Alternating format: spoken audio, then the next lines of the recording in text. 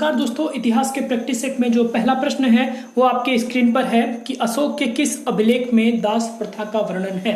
अशोक के अभिलेख से जो है नेट और जीआरएफ के एग्जाम में जरूर प्रश्न पूछे जाते हैं। तो अशोक के 14 अभिलेख जो है बहुत ही महत्वपूर्ण हैं, उनको आप लोग जरूर एक बार दोहराएं। तो पहला प्रश्न है, अशोक के किस अभिलेख में दास प्रथा का वर्णन है। ऑप्शन ए है प्रथम अभिलेख में, ऑप्शन बी है चौथे अभिलेख में, ऑप्शन सी है 13वें अभिलेख में, ऑप्शन डी है इनमें से किसी नहीं।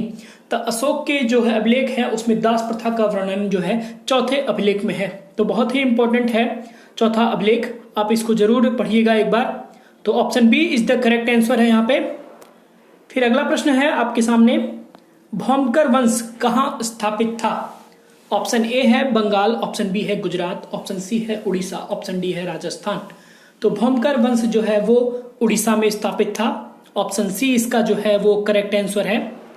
अगला प्रश्न है,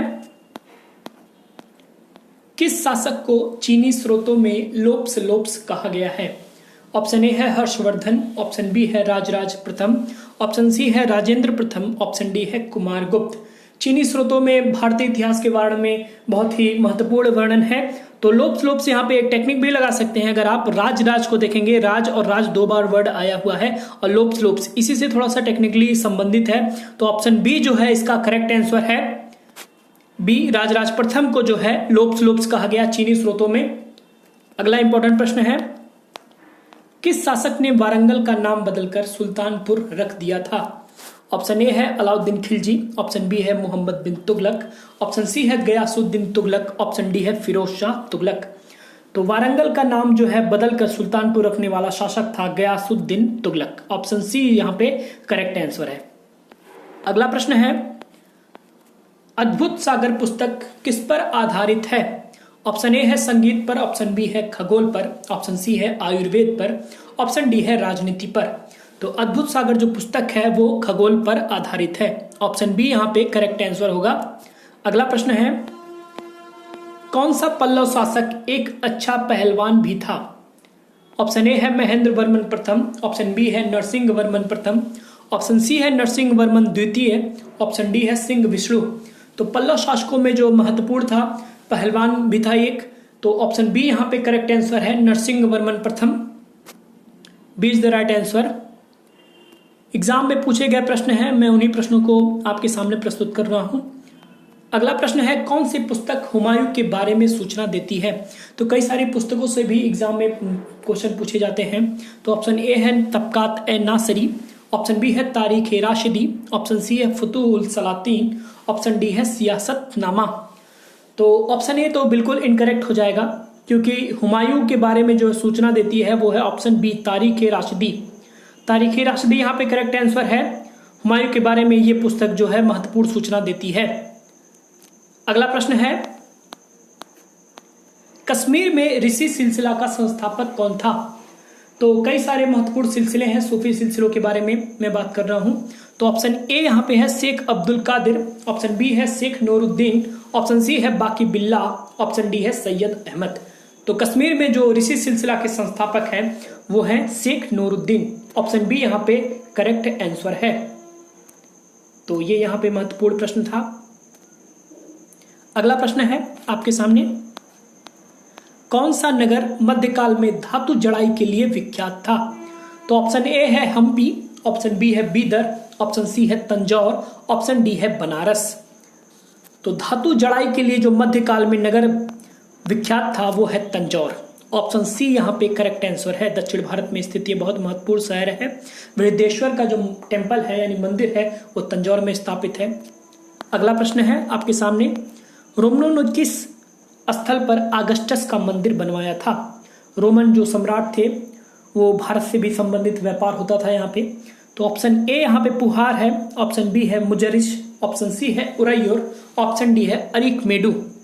तो इसका करेक्ट आंसर क्या है। इसका करेक्ट आंसर है ऑप्शन बी मुजरिस बंदरगाह के रूप में भी विख्यात था।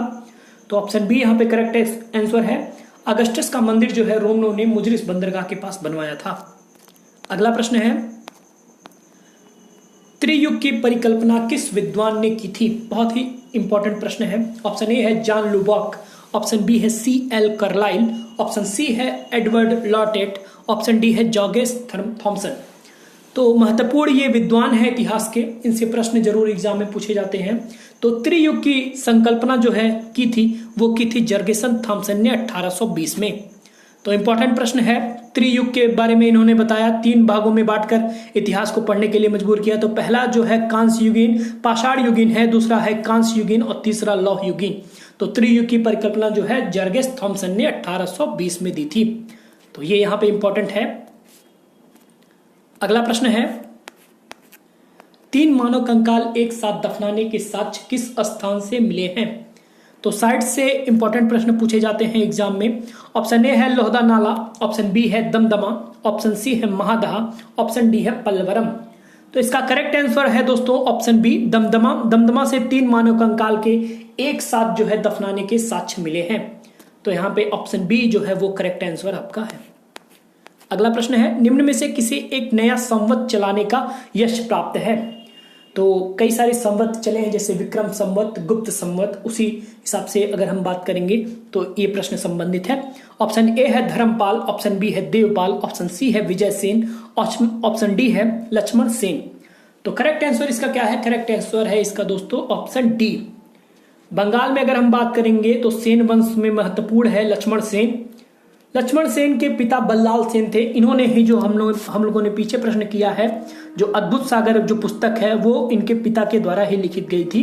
तो ये महत्वपूर्ण प्रश्न था। अद्भुत सागर जो पुस्तक है ये खगोल पर आधारित है, वो बल्लाल सेन ने लिखी थी और इसकी जो अधूरी रचना जो पूरी की थी वो लक्ष्मण सेन ने पूरी की थी। तो लक्ष्मण सेन ने अलग संवत एक अपना चलाया था सेन वंश का। तो महत्वपूर्ण शासक है ये बंगाल का। तो सेन वंश का महत्वपूर्ण शासक है लक्ष्मण सेन। इसने संवत चलाया था एक अलग से अपने वंश का। तो इंपॉर्टेंट है। और इसके दरबार में ही जो है जयदेव जो है गीत गोविंद के रचनाकार भी प्रस्तुत थे, दरबारी कवि थे इसके काल में। तो विद्वानों को परिचय देता था। तो बहुत ही महत्वपूर्ण शासक है बंगाल में। अगला प्रश्न है, रामानुज के अनुयायियों को क्या कहा जाता था? ऑप्शन ए है शैव, ऑप्शन बी है वैष्णव, ऑप्शन सी है अद्वैतवादी, ऑप्शन डी है द्वैतवादी। इस प्रश्न का आंसर दोस्तों आप लोग मुझे कमेंट बॉक्स में जरूर बताएं। अगला प्रश्न है, द आइडिया ऑफ हिस्ट्री पुस्तक किस विद्वान द्वारा लिखी गई? ऑप्शन ए है आरजी कॉलिंगवुड, ऑप्शन बी है जीपी गुच, ऑप्शन सी है EH कार, ऑप्शन डी है RES शर्मा। तो द आइडिया ऑफ हिस्ट्री जो है पुस्तक है जो आरजी कॉलिंगवुड की, बहुत ही महत्वपूर्ण पुस्तक है। तो पुस्तकों से दोस्तों प्रश्न जरूर पूछे जाएंगे एग्जाम में। आप लोग एक बुक लिस्ट में बनाऊंगा, बुक लिस्ट का जो है वीडियो बनाऊंगा, उसको आप लोग जरूर पढ़ के जाइएगा, क्योंकि उससे जरूर क्वेश्चन एग्जाम में पूछे जाएंगे। 2 से 3 प्रश्न जरूर आते हैं पुस्तकों से। तो इम्पोर्टेंट